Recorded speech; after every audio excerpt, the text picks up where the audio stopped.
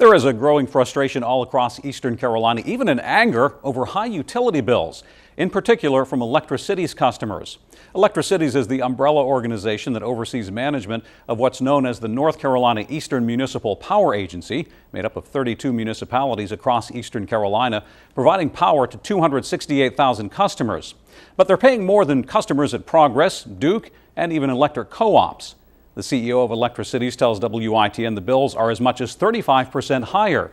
It has many residents fed up. Even Governor Beverly Perdue is questioning her personal bill at her home in New Bern. So why are the bills so high? And is anything being done about it? It's an ideal day for Lois McClellan of New Bern to be out working in her yard. Not too hot, not too cold.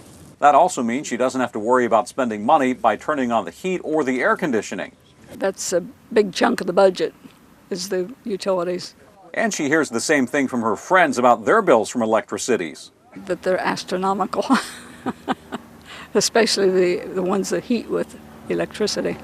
Like neighbor Durwood Johnson, who's retired and on a fixed income.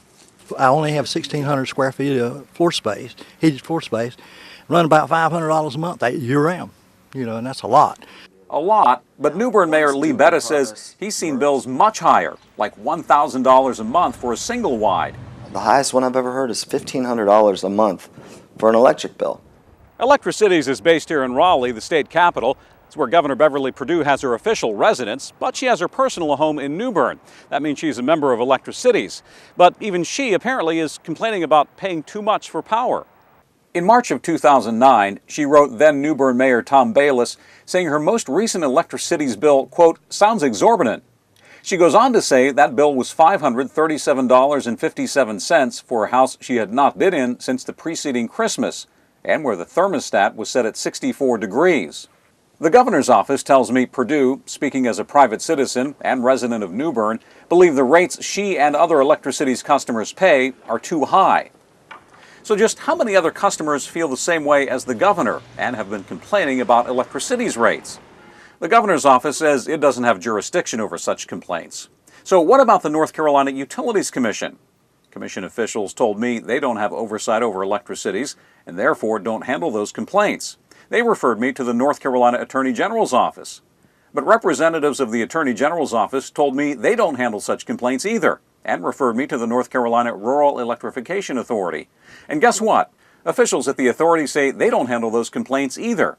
In fact, the CEO of Electricities says aside from complaining to the city where a customer gets their bill, the place which sets the rates, there is no independent oversight. There's not an outside agency that then regulates them or Electricities. That is correct.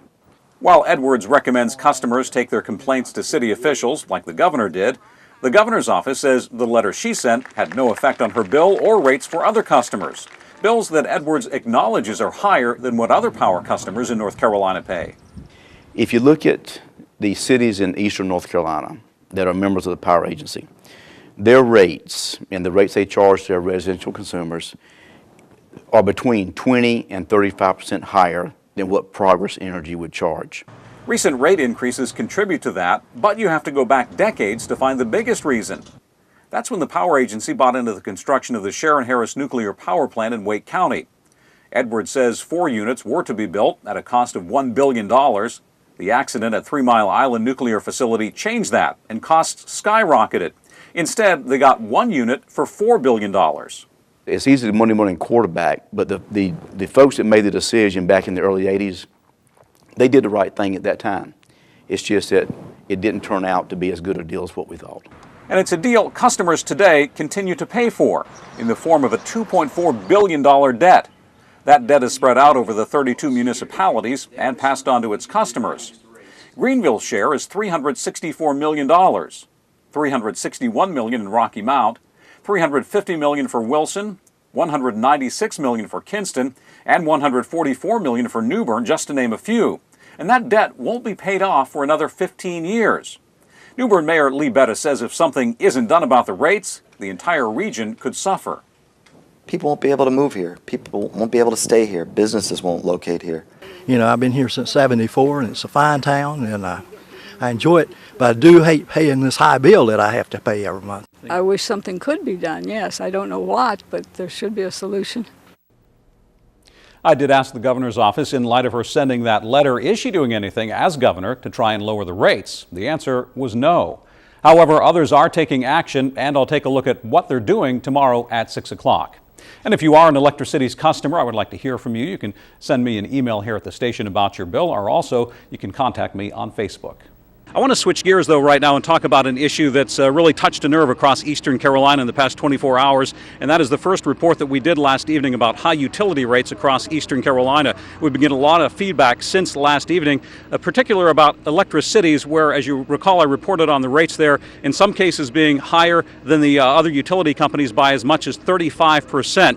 Now, members of Electricities tell me that the reason for that is because of the high debt they have that they've accumulated over the past decades, largely from buying into nuclear power facilities that are now operated by Progress Energy. They have about $2.4 billion in debt spread across 32 municipalities, and of course all of those customers, 270,000, are paying that.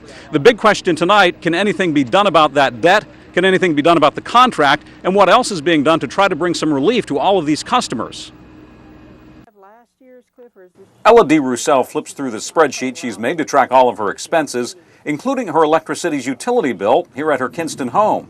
And so that I can keep a rate month by month, and then the next year I can compare to see if any changes have happened. She and her husband are particularly interested to see the payoff from all of the money they've spent making their home energy efficient, with heating and cooling equipment upgrades, additional insulation, and new windows. But they're still waiting. Well, you do all the things that they suggest you do, so that you're not wasteful, and your bill keeps getting higher and higher.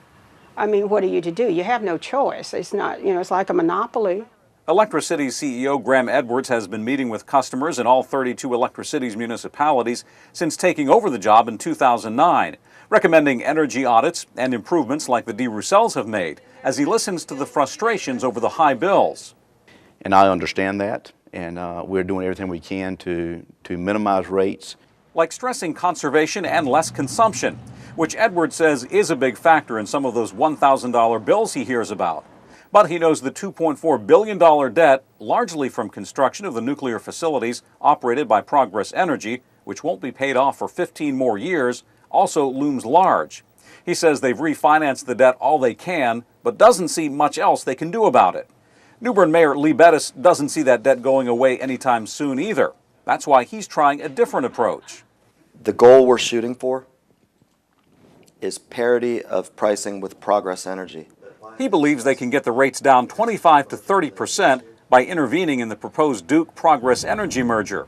That's why he's formed a coalition with mayors from other Electricity's municipalities like B.J. Murphy and Kinston, and has traveled to Washington, D.C. to meet with the chairman of the Federal Energy Regulatory Commission and the Department of Justice. The result has been to hire a lawyer to formulate a legal theory to have their voice heard in the merger negotiations. We're talking about price squeezing. We're talking about unfair competition. These are the issues that the lawyers are working on. Bettis believes intervening in the merger is the best hope for Electricity's customers.